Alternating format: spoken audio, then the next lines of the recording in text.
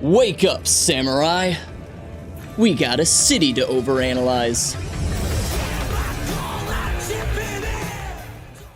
Welcome to Night City, where the crime is high, the rent is high, and the people are, well, you get it. Seeing that this incredible city is so detailed in Cyberpunk 2077, I couldn't help but wonder, how realistic is it? And I'm not even talking about the sci-fi technology, as who knows what kind of cybernetic monstrosities we're gonna be able to cook up in the future. I mean the urban structure and city life in the video game, and just the video game. So let's start big with the city as a whole and then zoom in on each district individually. First off, did you know that Night City is set in a real-life location called Morro Bay, California? Right between San Fran and LA, and it looked pretty nice before the AI and cybernetics messed up everything. Good thing that's all sci-fi, right? Now, I'm not gonna dive into all of the lore details into why this location was chosen, the wiki's got you covered there. But if you want to build a megacity, California's a solid choice. It's not perfect, but where is? A strength of this location is that being on the coast means ports and trade, which means money, so building a megacity on the coast is a solid plan. And yes, I know that maritime trade is pretty much non-existent in the game, but it did exist early on to help build the city up, so I'm technically right.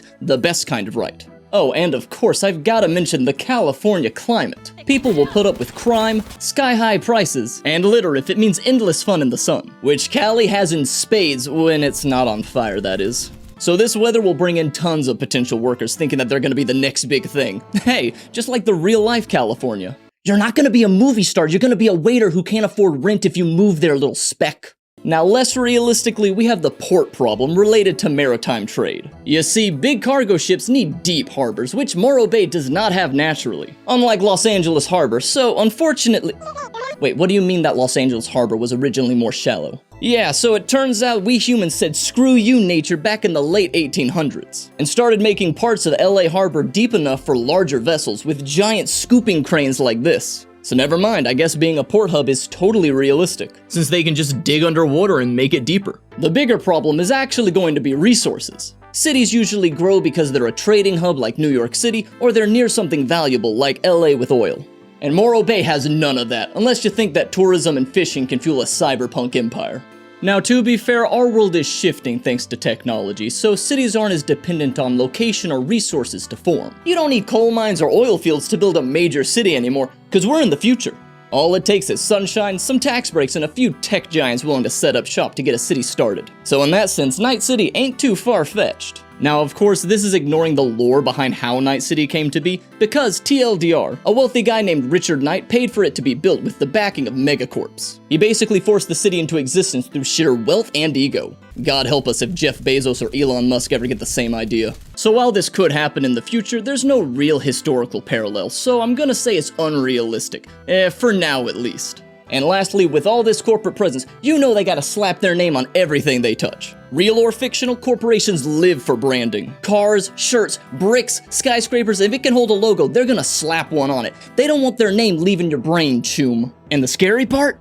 It works. See a logo long enough, and next time you're shopping, you'll grab that brand without even thinking about it. It's subliminal messaging, but instead of a single sneaky little frame in a film, it's a giant neon ad screaming at you all day to buy their product. Way less subtle, but way more efficient. So yeah, the flood of names and advertisements in Night City, totally realistic for a city owned by corporations. But wait a second, does this advertisement look familiar to anybody else? Now, we might not have holograms that scroll through the night sky like a Star Wars opening, but you know the second that tech drops, you can bet that the first thing you're gonna see on your approach to New York City is a 50-story McDonald's ad floating outside your plane window. Alright, with that out of the way, let's look at the districts, starting with Watson. Once the main hub of the city, it is now the poorest district, carved up by Arasaka and gangs after the corpos bought the land for pennies on the dollar. You see, Arasaka crushed Watson's industry so hard that the jobs dried up faster than a woman hearing the words Reddit mod. And with falling employment levels, the land got cheap, so Arasaka started scooping it all up. And sadly, that's all too realistic. Walmart did the same thing back in the 90s and 2000s. They'd move into a town, undercut everyone with cheaper prices, thus wiping out many of the local stores, making areas dependent on Walmart stores in the area. Amazon did the same thing with its easy quick deliveries and variety of stock, leading to more and more brick-and-mortar stores just going out of business. And some businesses will even sell well below cost in the short term just to nuke their competition, and then jack up their prices once they're the only game in town. No, I said we do not sell grapes here! So Watson's fate, very believable. The only unrealistic aspect is the speed at which it collapsed. In Cyberpunk, it's basically 1 or 2 decades from thriving to broke, which is a little quick, but the pattern mirrors real-life Detroit and Pittsburgh, once thriving on manufacturing cars and steel, but then gutted once cheaper foreign competition arrived. Which is why when I hear Detroit, I don't think of job growth. Instead, I think of those Detroit memes and Detroit Become Human. 28 stab wounds. You didn't want to leave him a chance, huh? Now naturally, unemployment breeds crime, and crime breeds organized crime. So Watson's gangs, red light districts, and black markets outside of abandoned warehouses make complete sense. Urban planning here is also chef's kiss. Sticking factories and power plants in Watson is molto bene. Anyone who's ever played SimCity knows that people usually don't like to live or shop near smog, so putting the heavy industry in the poor district is very realistic. Oh great, now I've just made myself sad. The main unrealistic issue in the district is the amount of foot traffic and cars in the area. Because if you've ever been to the IRL equivalent of Watson, you know that there are not this many people out and about. Get out of here, y'all crazy? Oh, and don't even get me started on how good the roads are here. Not a single pothole, and you know in real life you be dodging craters left and right, while the city waits at least 6 months before even considering patching one. The litter though, nailed it. Nobody here seems to want to pick up their trash. All in all though, Watson gets an A for realism. Now let's take a look at Westbrook. A stark contrast to Watson, Westbrook is home to wealth, status, and debauchery. Debauchery! Here, the casinos and nightclubs cater to every desire of Night City's elite, which is very realistic, the sickos. Now, of course, there are real-life city areas that are exactly like this. Okay, maybe not exactly like this. You've got Las Vegas, Nevada, or Tokyo with its bright neon districts that are built to bleed your wallet dry, and that is Westbrook to a T. What's less realistic is that Westbrook is not just the playground for the rich. It also houses them. Sure, the wealthy don't like to mingle with the common folk, but they usually don't live above the clubs that they party in. Think the Beverly Hills celebrities. They'll happily snort pixie sticks in the club or whatever it is they do there, but their actual homes are gated communities that are miles away from the noise. Now, North Oak technically fills this gated community role, but it's way too tiny, leading to many still living inside of the city itself. Not to mention that North Oak is practically within spitting distance of Japantown, so it's not really that far away. Speaking of Japantown, it's gotta be one of the most historically realistic portions of the district. You ever wonder why cyberpunk settings usually look like a weeaboo's wet dream? It's like one of my Japanese animes. That's because the genre itself grew out of Japanese influence. It all started with the very popular manga and anime, Akira. You know, the anime that has that motorcycle slide scene that's been parodied at least 100 times by now. Its dystopian yet high-tech city design was so influential going forward that Japan was permanently linked to cyberpunk, but that's not the only reason for this connection. Since the genre really began to take shape in the 1980s, it was influenced by Japan's economic and technological boom in the 80s. Japan was growing so fast that Americans genuinely believed that Japan may overtake them economically through pure industrialization. So sci-fi worlds created at the time reflected this fear of the Japanese, with how they were securing business away from the US. I'll never forgive the Japanese! Then again, they make some rather nifty gadgets. Tons of intellectual properties released around the 80s were impacted by this fear of Japan. That's why the megacity in Blade Runner is so Japanese-inspired with his geisha ads and bright neon lights. You look lonely. Oh, desperately, but not desperate enough for a clanker with some chachipi titties. This fear of Japan is also why in Alien Isolation, Japanese is everywhere as the second language. Because while the game was made in 2014, it is set in a fictional future that was conceived in the 1980s. That sentence made sense, I promise. TLDR, all this happened just because Americans back then thought that Japan would match the US in terms of influence in the future. So they depicted the future in that way. The 80s prediction didn't quite pan out though, since the Japanese economy crashed in the 90s and only recently recovered. But ironically, that future may still happen since Japanese influence is still on the rise, but not through corporations, but through culture. Anime is super popular here in the States. It's got its slimy pixelated tentacles all over us, and we love it. And maybe a bit too much. Not to mention the adoration for Japanese culture in general by many Americans, so maybe more Japanese influence will come from that. I mean, VTubers were at a Dodgers baseball game in early 2025, and they have official baseball-styled art on the MLB website. So it's only a matter of time until we have McDonald's-approved VTuber holograms taking our orders for McNuggies. Yeah, can you make that a number 10? In this economy?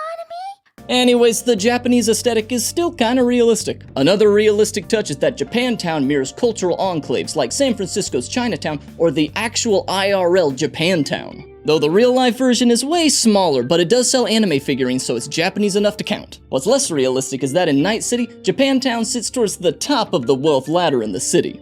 Historically, ethnic enclaves form because immigrant groups, often faced with discrimination, stuck together in affordable districts. And then these areas developed into the districts that we get to enjoy for one day while on vacation because we can't afford an actual ticket to Japan. So seeing it function as an ultra-wealthy playground of a city is unusual. Though in lore, it makes complete sense with how powerful Japan is. To be honest, Westbrook is trying to be too many things in such a small area. It's Japan in America, but also Las Vegas, and oh, it's Beverly Hills too. That's too much. IRL cities are more zoned out in comparison. To end on a positive note though, I will say that positioning Westbrook next to Watson is konpeke.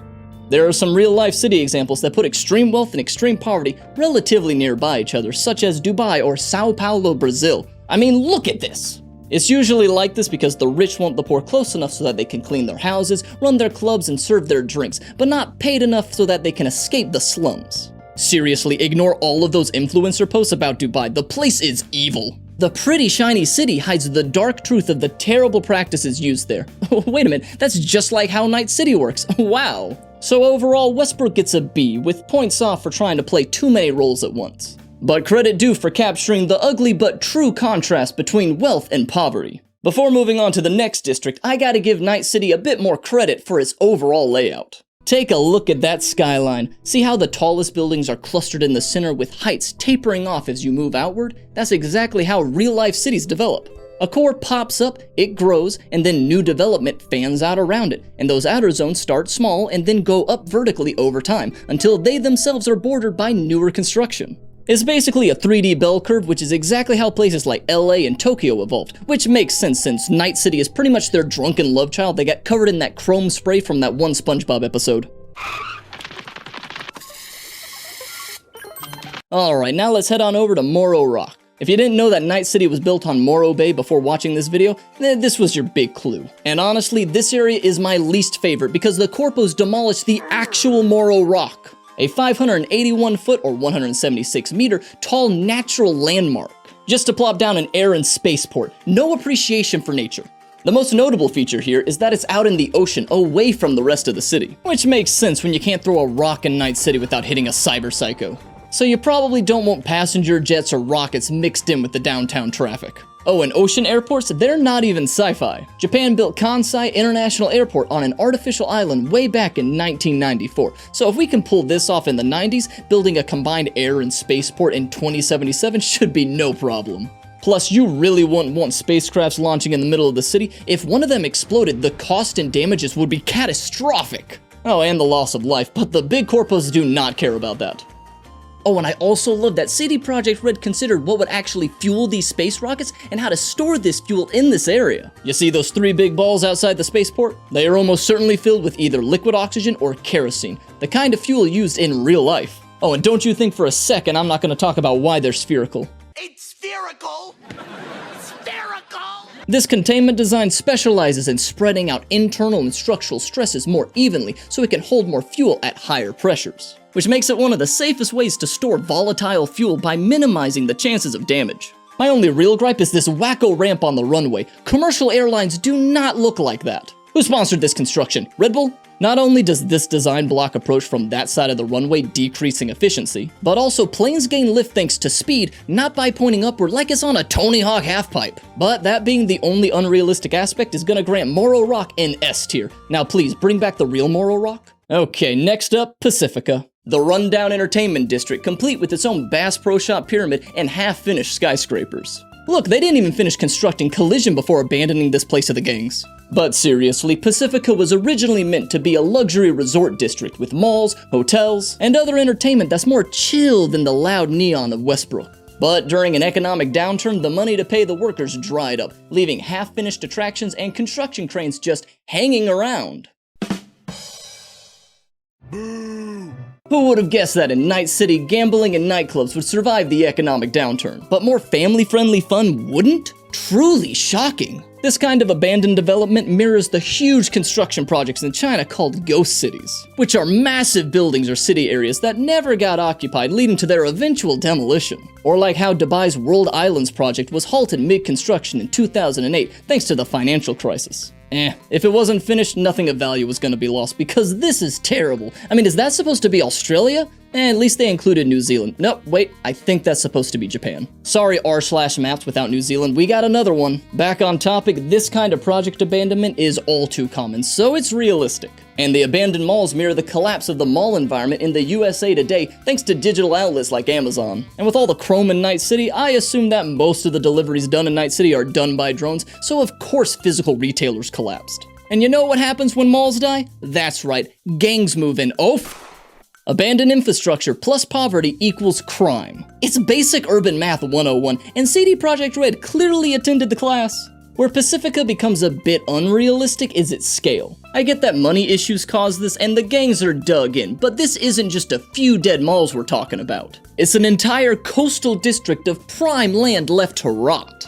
In real life, no corporation would sit on beachfront property this valuable without trying to redevelop it. Now, Watson at least makes sense for having no redevelopment since its poorer population provides labor to the nearby districts. But Pacifica doesn't seem to export much workforce, so why haven't the corpos tried to reclaim and reuse the land more so than they are already in-game? Land is way too valuable to waste, folks. Just look at the prices on Zillow. So this scale of abandonment is just financially silly. So Pacifica gets a C tier. But game-wise, I love this aesthetic. A+ for that. Next up is Santo Dominga, the engine that runs the metaphorical car of Night City.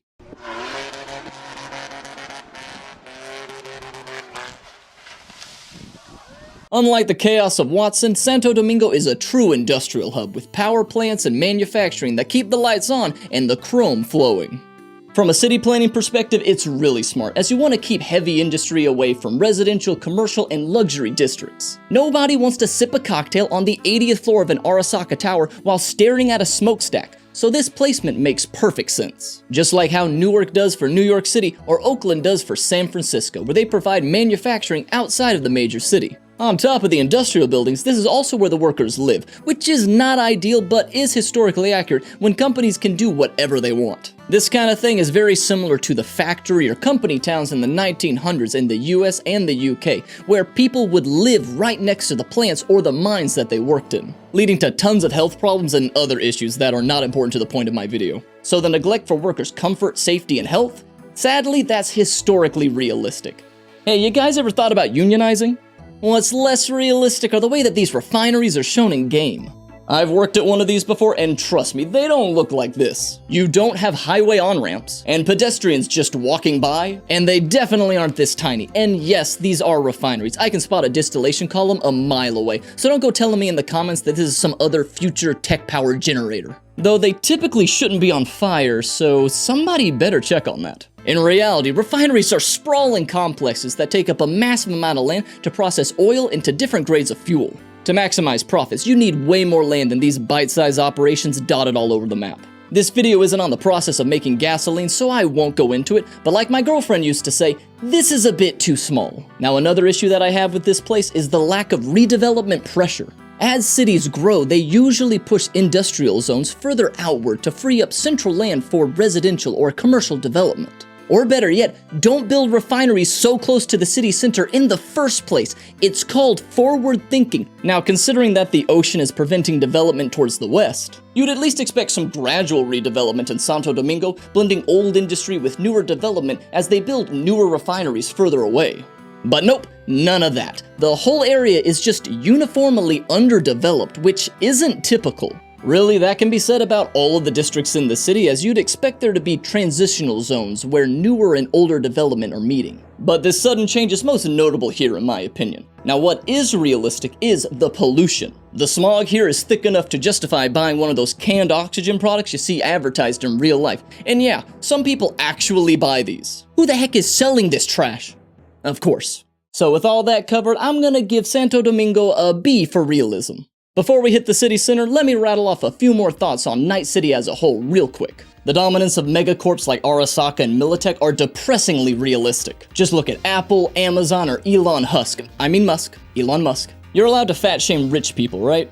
Wherever they build hubs, the local economy bends around it, and public officials bend over backwards for one of them to be built in their city. Oh, and the privatized police force of NCPD? Also plausible, as they actually exist IRL and are called company police, and they're like an extension of gated communities, but with the actual power of the law. So scaling it up into a paramilitary outfit in a cyberpunk future isn't a stretch if companies are given their way. That means one day you might be asked to tip a cop who just pulled you over for some fuzzy dice hanging from your rearview window. On the unrealistic side is the total lack of non-corporate government. I don't care what lore says, there is no way state or federal government is gonna give up control of a city this wealthy. Not because they necessarily care about the people there, but because they lose out on all that delicious tax revenue and power that comes with this city. Some of you may die, but it's a sacrifice I am willing to make. You can always expect two things: death and taxes. And the IRS will always be coming for the latter, no matter the future. Oh no. We got rudder. Go! While I hide from the IRS, let me talk about the monorail. Is it coming? So yeah, I spent over an hour trying to get footage of the monorail, only to learn that its spawning is set by locations before despawning. So enjoy my mock monorail footage. Now, is the monorail a realistic transportation option in a city this size? Absolutely. Is it realistic for the US to actually build one though? No. People hate public transit over here in the States for some reason, which is a shame because monorails are awesome, buses are awesome, and trains are awesome. I myself love public transit, yet the US disagrees with me. But still, I'll count the monorail as realistic. Alright, now we come to the last, but not least district, the city center, and I'm going to be lumping in Haywood into this since they function pretty similar for this discussion. This is where the corpos do business and the lucky few live. If you've got an apartment here, then congratulations, you won the lottery. Yeah! Who won the lottery? I did! Wrong game, buddy. A megacity is nothing without the money of the corpos, so of course the best development grew around the corporate core. It's the same story in real-life New York City with Midtown and Wall Street, or Hong Kong with its Central District. If you work for the corpos, you expect a skyline view that is almost beautiful enough to distract you from how stressful and dangerous your job is. What's not so realistic here is the size and density of the skyscrapers. Real skyscrapers hit practical limits that make building a new tower a better idea than just building taller. For example, compared to building outward, building higher gets exponentially more expensive, as well as requiring massive underground parking to hold all the cars that visitors and employees are going to be bringing. Not to mention how hard it is to keep super tall buildings safe. That's why it's a huge deal when a city builds the tallest tower in the world, because a ton of architectural genius went into making it. Meanwhile, Night City just plopped a bunch of megastructures next to each other like they're stacking Legos. But I'm gonna let it slide since future tech may explain all of this. Not to mention that the corpos probably don't care about OSHA safety measures during construction. My real issue is its proximity to chaos. In Night City, the Corpo Center isn't that far away from the gangs and slums of Pacifica. Thankfully, they did at least close the roads to Watson with those RoboCop walkers, which is really smart because there's no stairs on a road. In real life, cities usually have a buffer zone between the rich and the poor areas when involving danger, kinda like those transitional areas I mentioned earlier. These buffer zones exist either by design or through the demographic changes over the lifespan of a city. Now I know I said that some cities have the richer and poor areas right next to each other, but I didn't mean this close, especially when dealing with cyber psychos. For an example of these buffer zones, we can look at Los Angeles. Koreatown, Boyle Heights, and Echo Park sit between the financial core in South LA, acting as a demographic cushion. That separation then limits the amount of crime that can spill into the wealthy areas. Because it's hard to enjoy the high life when you see some choom hustling skis on the street just to pay rent. Seeing that might make you reevaluate how the city is treating its citizens, and we don't want that. On the flip side, Night City nails the security and cleanliness of the elite zones. Rich districts always get the best security, the most cameras, and the best cleaning crews. And relatively speaking. How many times do I have to say it? Pick up your trash, don't be animals! Now, cities do all of this upkeep not because the city directly cares about the people, but because this is where the money is. I mean, you gotta keep those corpos happy to keep the eddies flowing. Although I guess in Night City the corpos literally run the place, so of course they'd make their district the best, but my IRL comparison still stands. Overall, I give the city center an S tier. It's exactly what you'd expect from a corporate core in a megacity, just cranked up to 11 with future tech and a dystopian setting. And that's all of the districts. Now obviously I couldn't go into everything in this city because oh my god there is so much. Like the homeless encampments, the healthcare, and so much more, but this video's gotta end at some point. So let me know what your favorite detail is down in the comments, or tell me anything that you think I might have gotten wrong, because I am not perfect. Now, if you enjoyed the video, do the thing where you like and subscribe. And hype the video if you've got access to that, because only some accounts actually do. My next video is on morality choices in video games, and I'll have a poll or two up soon asking what y'all think of morality choices in video games, so be on the lookout for that. Oh, and I went pretty hard on the editing in this video, so let me know if that was too much or if it was good. The feedback that y'all give is really helpful. Now, if you're still here, why not check out some of the other videos that I've made, huh? And if not, then I hope you have a wonderful rest of the day, and stay awesome, y'all.